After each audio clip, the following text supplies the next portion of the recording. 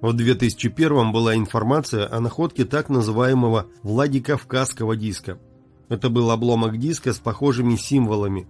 Но находку научный мир не признал, автора обвинили в подделке, и где сейчас находка неизвестна. В 1998 году Кузнецову был представлен на экспертизу керамический черепок, а точнее фрагмент, названный позже Владикавказским диском.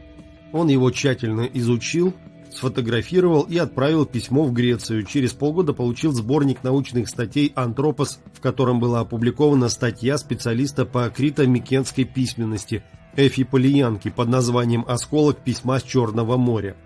Эфи писала: «Кавказская находка, несомненно, подлинная.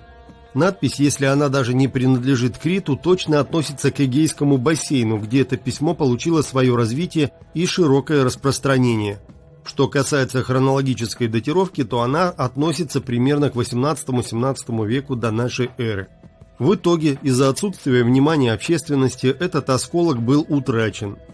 В октябре 2014 года в Ингушетии, город Назрань, на возвышенности в окрестности местного кладбища был обнаружен целый и полный аналог фесского диска, условно названный Назрановским диском, который отличался от фесского только в мелких деталях.